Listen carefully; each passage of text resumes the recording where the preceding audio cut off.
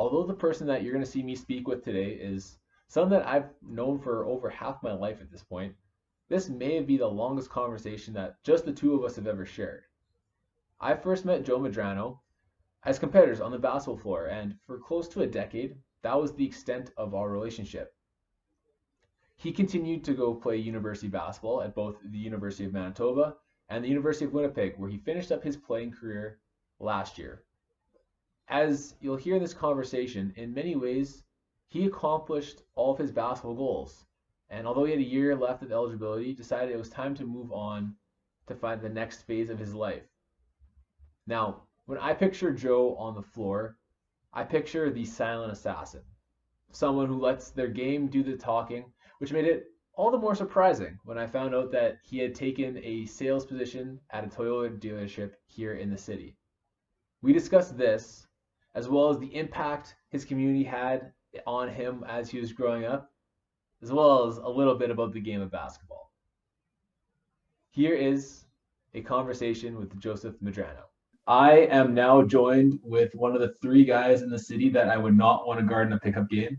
Joe Medrano, how are you? Doing good, man. How about you? I'm living the dream. Crazy times right now.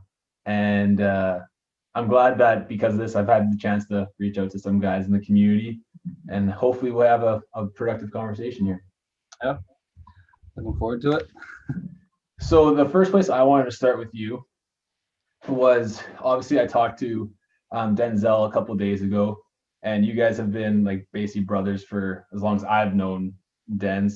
I wanted to ask you about the community as a whole that you guys grew up in. What was it like, and what were some of the positives that you guys gained from it? Yeah, I think the best thing growing up too. Funny thing, my first sport wasn't actually basketball; it was soccer. So I grew up in the West End. I was at Sacré-Cœur, and then I transferred over to this part of the city, so Tyndall area. And this was the first time I actually started to like get into basketball. I met Arel, Carter, and all these Magic guys, right? So growing up with them, it's been amazing. Like till this day, we're still like super close friends. Dens, and then I met you. Like basketball, just it's such a big connecting ground to where like you never know where it's going to take you, right? Like me and you right now, just it's crazy. Just the connection that you make, especially the community that me and Dens like kind of grew up in. Especially with our older peers, so like Jonar, Eric, like those guys, like even the Filipino community. Yep. And those guys being Filipino as well, it just kind of opens the doors for kids like me, right? Yeah. Who wanna get to that next level. So, and just touching up too on that question is them being able to be open and really support you and guide you through everything is just amazing to have. It's such a privilege to be around that kind of community. And like Tyndall Park, right? The Tyndall Park runs, Dennis, big part of my development. So just such a close-knit community, especially growing up in this part of the city. So this is it's been great. Like if it wasn't for my parents moving over to this side, like I don't know where my life would have been. So yeah, everything kind of just plays in with everything basketball wise. So it's pretty sweet. I know, as somewhat of an outsider, obviously being a part of the basketball community, but not part of your specific basketball community. I know I've been positively affected just through the competition, through the love of the sport, from the dads standing off in the corner, looking all cool, the moms yelling, going crazy.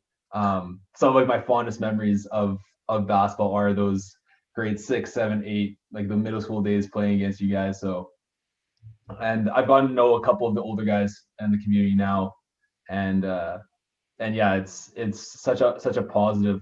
The game of basketball, again, one of the reasons that brought us together, and for people who are maybe more from my following, obviously not yours, you're just to put it out there, you're a bucket. That's the best way to describe it. You score the basketball. What did you have any who'd you model your game after, or who were influences in your game growing up? To be honest, Jonar a lot actually. Mm-hmm. Just the way he moved and just like his touch around the basket. Uh, so versatile in terms of scoring, like able to pull up from three, the pull up J mid range, and just finishing around there. So like a lot of things I tried to emulate. Obviously, he's probably a bit stronger than me, so that gives him that advantage around the rim. But a lot of things that I definitely wanted to take from his game, and like Tyndall Park, just having the opportunity there. He was, I think, probably they're like 6 or 7 years old than us, I think. Yeah. So he was like in the middle of his Bison career, and I was against him and just kind of pick up things from him. So it was great. That's exactly like these guys in the NBA going from college, now they're playing against them like LeBron. So like he's like my LeBron James essentially. We won't let that go to his head too much. And then so with growing up, was your goal to play U Sport, or was it to like was that, or where was the kind of the ceiling of your dream in terms of basketball? To be honest, I actually didn't have many like aspirations to go play pro overseas or anything. Mm. It was just kind of there. It helped me guide my life essentially. It helped me. There's a lot of life lessons that I could take away from basketball. But in terms of ceiling, probably just getting through university. I think that was it. Yeah. So like I had a couple opportunities to go overseas, like play in the Philippines at university there, but at that time it just wasn't kind of in that top priority in my life. So So, and then obviously accomplishing that goal, spending time with both the University of Manitoba and the University of Winnipeg, and then you still technically have eligibility left, correct? Yes. Yeah. So, what went into your decision to kind of leave that on the table and move on with the next phase of your life? A big part of it, actually, a big paradigm shift in my life was the end of my junior year. So when I came back after leaving U of M, I played that 1 year. Season was great. Like that was probably the greatest season of my career.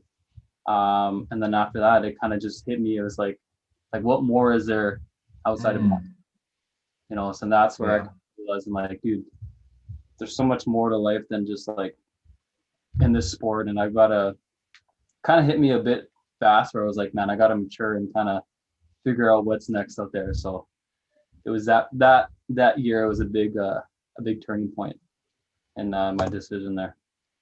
And you just spoke of the fact that you realized, okay, I have to mature.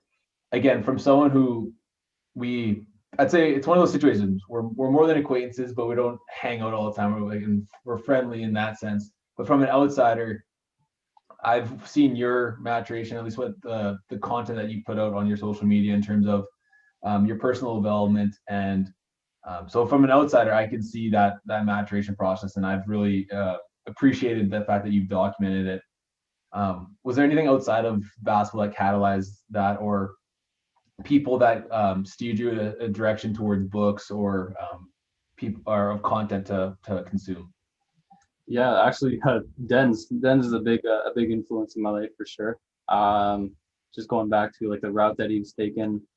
Calvin Diaz, big part of that too. We've been in school pretty much our whole university career. But it was just a lot of it was me too. It was just kind of like, do I want to go back to school? My initial plan was to go and get my master's degree in physiotherapy. Okay. I thought to myself, do I really want to? Is it worth the stress of going back to school for another 2 years? After I did 4 years of this, I'm like, man, there's got to be another way, to kind of source yourself. But that was kind of my thought process with that. And those two actually were huge influences in driving me. And from what I can remember of you always competing against you and interacting with you, is you're someone who always seemed very introspective, kind of to themselves, allowed other people to be, quote unquote, the life of the party. And now you're working in sales. So how is that forced you to grow in terms of developing different skills? First of all, very uncomfortable turning process there, getting into that position. It took a lot of convincing. I could attribute COVID to that. It really persuaded me into shifting my mindset into saying, you know what, do this. Mm-hmm. And that's what I did. My first sales position I applied for, and this is all during the quarantine stuff, like when it's all hot. I applied at Altea Yeah. Active over there in Bridgewater. And that was kind of it. It's just like, man, get into sales, like talk to people, get used to it. Mm. There's a competitive edge there where it's like you want to be kind of that top guy where you're producing a large amount of volume, and then translating that over to where I'm at now. I didn't get the job at Altea, by the way, so that's why I'm over at Toyota. Kind of the same atmosphere, right? You're working within a team. You've got your managers as your coaches, and then you're kind of on your own. Essentially, you've got people there to help you, especially me being a newer guy. It's like me going up to Xavier. Xavier works there, so Xavier's a big part of my my training process. So he's helped me out a ton. But of course, you want to look up to them and you want to be on that competitive edge. So basketball and sales, right? There's a lot of factors that tie together there. And I think that's definitely helped me to kind of find like a stable point in where basketball is competitive, and then there's something in life that's also a bit competitive too. So it's kind of helped me. Yeah. I know Dennis has a very intensive morning routine. Do you have any routines or habits that you've gotten into these last number of months that you do every day or try to do every day? No, it's pretty simple actually. It's kind of set my alarm at 6:40. Sometimes I'll snooze until 7, so I get that extra 20 minutes. Yeah. But from there on, it's pretty much I grab my book. So right now I'm reading Think and Grow Rich. So this is kind of my morning meditation, if you will. Yep. 10 to 15 pages of that, and then I'll get up, make my bed. I've made that a big routine in my mornings, or my morning routine. Yep. Make my bed, then pretty much get ready for work. Have a cup of water. Not chugging it, so I'm just sipping it kind of, but pretty straightforward, nothing too crazy. I know Denz does like his meditation, affirmations and all that. His is like 4 hours, and yeah, it's something I appreciate people who can do that, and I'm very much the same way. I have things that I do kind of every morning, but I said someone else, like during the summer I work at 5:30 in the morning, and I'm really not trying to do a routine before working at 5:30. Yeah, so. That's super early. I think that's a tough task. So the last thing I wanted to ask you, and you brought up the fact that you're reading and you've become a very voracious reader. So the question I had posed to you beforehand was, if you had 2 books to recommend to high school kids, what would those 2 books be? 2 that I'd recommend, top of my head. One would be The Alchemist by Paulo Coelho. So that one's a really good one. Kind of a lot of good life lessons there. It teaches you how to be perseverant and take things as signs that the universe is kind of giving you. And just to kind of choose your own path of where you want to go. So it's not letting fate take take control of your life. So make sure you're responsible for that. And then another one would be how did I top of my head? I can't remember. Just thinking. Nope. Oh, and the subtle art of okay. Yeah. Maybe you wouldn't recommend just because of the title, but it's a good book too. We're talking high school kids, so like it's the subtle art of not giving a blank. Fill in that in however you'd like. But if you could look past kind of the language in that one, it tells you how to, not tells you how, but it kind of gives you an idea of the unconscious thinking that goes on every day, and kind of being open to expressing yourself. Really, I found that a lot, that a lot of people are kind of shy in a sense where they kind of just want to blend in and, be part of the crowd. But the book reminds you it's like it's okay to be yourself. So I think it's a good book, aside from like the language of the title, but it's a good read. You have to have some kind of shock and awe. It catches people's attention, that's for sure. Yeah. Well, I do really appreciate you kind of hopping on here, Joe. Like I said, as an outsider, I've seen your progress both on the basketball court and now developing into a very much more outgoing, seeming more self-confident young man. Thank you. So I've appreciated you documenting that journey for us to see that. Thanks for having me, Matt. Appreciate it. I was kind of hoping you'd ask me actually after I saw it. But yeah, I get the opportunity. Beautiful.